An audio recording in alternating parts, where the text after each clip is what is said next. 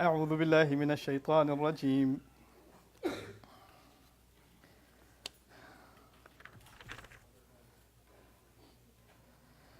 قالت فذلكن الذي لمتنني فيه ولقد راودته عن نفسه فاستعصم ولئن لم يفعل ما آمره ليسجنن وليكونن من الصاغرين قال رب السجن أحب إلي مما يدعونني إليه وإلا تصرف عني كيدهن أصب إليهن وأكن من الجاهلين فاستجاب له ربه فصرف عنه كيدهن إنه هو السميع العليم رب اشرح لي صدري ويسر لي أمري واحلل عقدة من لساني يفقه قولي فالحمد لله والصلاة والسلام على رسول الله وعلى آله وصحبه أجمعين أما بعد.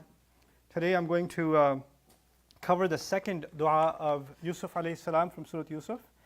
And at first glance, it doesn't even look like a dua. So let me set the scene for you first, because again, as I've been saying, the prayers of the prophets, it's really important to understand the story behind them, so you appreciate when and where to apply them in your life, and I apply them in mine.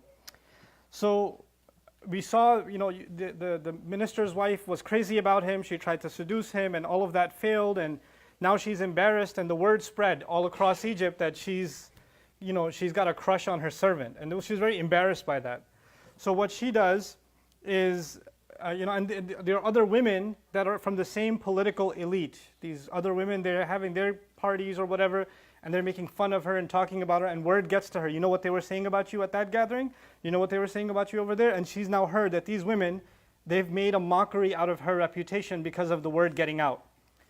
So what she does as a result is فَلَمَّا سَمِعَتْ بِمَكْرِهِنَّ أَرْسَلَتْ إِلَيْهِنَّ and when she heard that they were making these kinds of statements about her and scheming, about her reputation, she had all of them invited. وَأَعْتَدَتْ لَهُنَّ مُتَّكَأً and she's placed cushions for them specifically, like a big living room type thing, and they're all sitting reclined, relaxed. وَآتَتْ كُلَّ وَاحِدَةٍ مِّنْهُنَّ سِكِّينًا and she gave every one of them a knife. She handed every one of them a knife. وَقَالَ تُخْرُجْ عَلَيْهِنَّ The Quran then says, and then she said, come out. To Yusuf alayhi salam, she said, come out and come in front of them. أُخْرُجْ عَلَيْهِنَّ فَلَمَّا رَأَيْنَهُ أَكْبَرْنَهُ So when they saw him, they thought he was amazing. أَكْبَرْنَهُ means they thought he was incredible. He's magnificent. وَقَطَّعْنَا أَيْدِيَهُنَّ The Quran's words are, and they cut their hands. They started cutting their hands. So there's a very strange scene in the Quran, and often when somebody reads the translation, they don't realize that what the Quran does is something called ijaz. The Quran speaks in very concise language. It uses one phrase and it expects the reader to fill in the blanks. This is not what happened, as in, they were all sitting there. She says, here's a knife for you, here's a knife for you, here's a knife for you. Why, thank you for this knife. And then he walks in, oh my God. Like, that's not what happened. That is not what took place. What does take place, you can imagine the scene. Obviously, you give someone a knife not because they're going to go on self-surgery. You give someone a knife because they're going to be cutting a cake or an orange or whatever. She hands them some fruit, some meat, whatever. And they've got these plates in front of them, and they're cutting away at their meals. And then he walks in. And when he walks in, they're cutting, and where are they looking? Oh. Ah! So their eyes went over there, and they weren't paying attention, and a bunch of them cut their hand. And his job is he's a servant. So when he's a servant and she cut her hand, what's he supposed to do? Oh, let me fix that. Let me get that for you. Let me get you some Band-Aid. Let me cut. And so one of them is getting the attention. And the other's like, hey, how come? I cut my hand too. So this is not qata'na. Qata'na means they cut. قَطَّعْنَا أَيْدِيَهُنَّ One after the other, cutting their hand, all for what? Vying. Can you put some Band-Aid on mine too? Can you give me attention too? And it starts going crazy, and this lady who set this up, because he was like incredibly handsome looking, they actually said, Hasha lillah, oh my God. That's literally the translation of Hasha lillah. I don't know how else to translate that. You have to have a southern accent. Oh my God. When you translate, Hasha lillah, God forbid. Heavens, for heaven's sake. Ma hadha bashar. This is not even human. In hadha illa malakun kareem. This is a gracious angel. This is some kind of angel. Oh my. This is what they were saying. So they were gawking at him, checking him out, and then they cut their hands in doing so. And this crazy scene is happening. And she then says, oh, you thought I have a crush on just some servant, huh? What happened to you? You see all of you? You were making fun of me? And so she puts them on the spot. قَالَتْ فَذَلِكَ الَّذِي لُمْتُنَّنِي فِيهِ. This is the one you were blaming me about, huh? How does that feel? You feel embarrassed yourselves? And so when she got revenge on them, وَلَقَدْ رَاوَدتُّهُ عَنْ نَفْسِي. You know what? It's true. I did try to seduce him. I did try to make him slip. I did try to catch him off guard. It is true. I'm not ashamed to say it. Like you women. You would want a chance with him anyway. Any one of you would take the chance with him.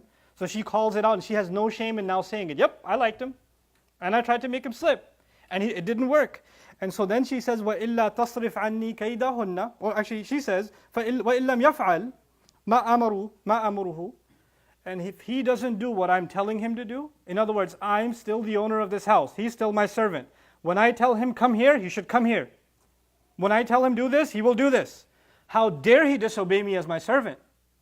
You know, last time he just said, إِنَّهُ رَبِّي أَحْسَنَ مَثْوَايَ. My master has taken care of me all this time. Why would I disobey my master? And she's basically saying, who are you to tell me who you will obey and disobey? I'm the owner. I'm the master.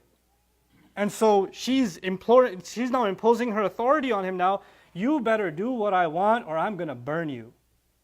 So in other words, this is the psychosis of a woman who's obsessed with a man, and if the man turns down her advances, she says, oh yeah? Now I'm going to ruin your life. Now you see what happens when you turn me down. So this kind of personality is not one time, this can exist in the world. There can be a woman like that who says, oh yeah? You don't want to listen? Oh, let's see how your reputation does afterwards. And what does she say about him? He's innocent himself. She says about him, لَيُسْجَنَنَّ. I will make sure he gets arrested. He will get thrown into jail. وَلَيَكُونَ مِنَ الصَّاغِرِينَ. And I will make sure that he's humiliated. He will absolutely be from those who get as-saghir in Arabic doesn't mean small. He's already a young man, and he's already not of someone high status. He's a servant. Saghir in Arabic means, in the Quran especially, sigharan, saghir is used for humiliation. I will make sure that his reputation is destroyed. I will make sure not only is he thrown in jail, but people speak very ill of him. Nobody will like him. So what if he's going to turn me down? We'll see how that plays out for him. وَلَا يَكُونَ مِنَ الصَّاغِرِينَ. Now he's in this state that he understands. Now there's two threats on Yusuf alayhi salam.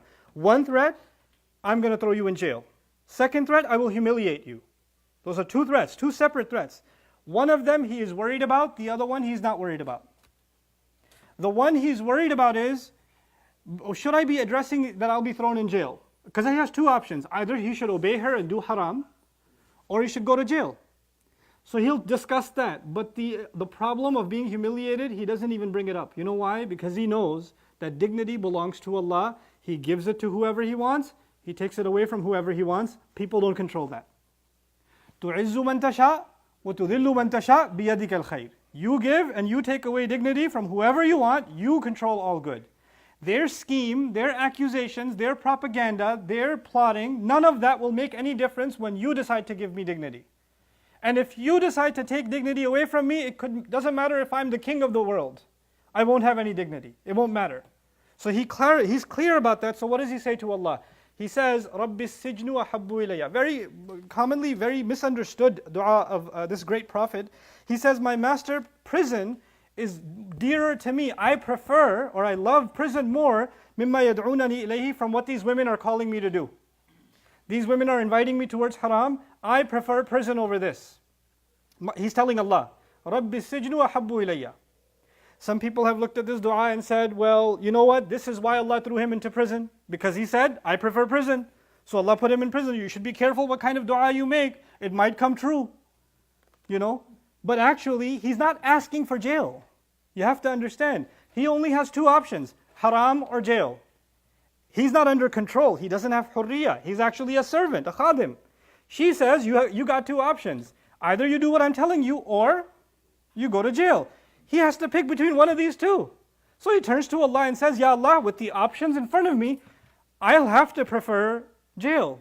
Because jail means I don't disobey you. He's not asking Allah for prison. Do you understand this? He's asking Allah, of the limited options he has, I'm going to take the one that doesn't disobey Allah. That's what he's actually asking. رَبِّ السِّجْنُ أَحَبُّ إِلَيَّ مِمَّا يَدْعُونَنِي إِلَيْهِ. And then he adds, I mean, the only options he sees, if there's a multiple choice answer, there's only two answers, jail or haram. But he knows that Allah, وَيَرْزُقُ مِنْ حَيْثُ لَا يَحْتَسِبْ يَرْزُقُهُ مِنْ حَيْثُ لَا يَحْتَسِبْ. Whoever protects himself and it has taqwa of Allah, Allah provides them in ways they can't even imagine. So he says, in front of me, these are the only two options, so I'll pick this one. But my Rabb, إِلَّا تَصْرِفْ عَنِّي كَيْدَهُنَّ. If you don't turn me away from their scheming, أَصْبُ إِلَيْهِنَّ. I'm not worried about what they will do. I'm human also. I might become childish. I might lose my maturity. Right now, I am, Allah described him as hukman, someone who makes firm decisions. He has that hukm. He says, Ya Allah, I hope that if they keep tempting me and keep poking at me and keep pressuring me and keep coming at me, that one day I might not slip. Ya Allah, let me just go to jail because that's probably the only place I'll be safe from these women. You have to understand, the women that were in that room were all wives of ministers, millionaires, like elite women. And this young man is just a servant. He can't escape them. Even if he got away from that room, how far is he going to get? They have control over the entire society. The one place where they can't reach him and can't mess with him is where? It's jail. So he says, Ya Rab, if you don't get me away from their scheme, if you don't, and then I might become childish. I might incline, asbu ilayhin, the word asbu comes from sabi. Sabi means child. You know how a child doesn't have control? A child starts crying, they can't control their crying. And kids are, many of you have children, I have children, I know kids are very good at fake crying too. They're crying for like the juice or something, and like they're most excruciating pain. But if you don't pay attention, then all of a sudden they're like, nobody's paying attention? Oh. And then they see you're looking again, they're again, But the idea here is children can be out of control. Children can do whatever, not think about it. Turn their brain off. Why did you do that? Why did you spill this? Why did you drop this? I don't know, I like to. That's it. He says, I might become childish. I might lose control. I might not act like in a mature way. وَأَكُمْ مِنَ الْجَاهِلِينَ. Now we get to the same words of Musa alayhi salam. وَأَكُمْ مِنَ الْجَاهِلِينَ. I might become from those that are jahil. What does jahil mean? I told you last time. I told you jahil means someone who cannot control their emotions. With Musa alayhi salam, we were talking about the emotion of anger. He had to control his anger. With Yusuf alayhi salam, it's the emotion of temptation. I may not be, I'm a human being, I might lose control. Feeling temptation is not haram. I'll give you an example. We're fasting. And when we're fasting, your throat feels thirst. Your stomach feels hunger, yes? When it feels those things, is your throat doing a sin by feeling thirst? No. Your body, Allah made it a certain way. Your throat is asking you to disobey Allah. Your stomach is asking you to disobey Allah. But your heart says, no, shut up throat. Shut up stomach, not until Maghrib. And that fight goes on the whole day. Your throat doesn't say, okay, it's from Allah, I'll be fine, I'll stop giving you a hard time. No. Your throat keeps giving you a hard time. Your stomach keeps screaming at you. It turns into a musical song sometimes and sings at you.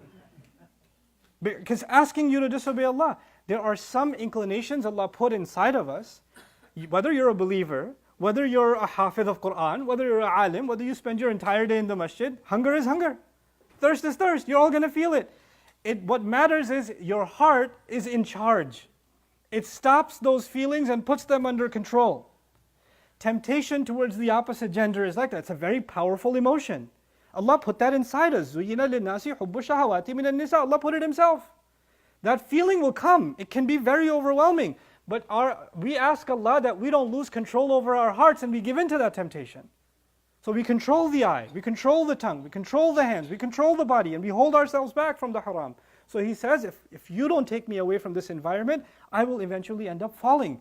This is the part that I wanted to emphasize, the teaching of this dua. This is the begging of Allah he's doing. He didn't ask anything, by the way. He didn't say, Ya Allah, put me in jail. He said, jail is more beloved to me. From what I see, that seems to be the better option, my Rabb. But I don't know that.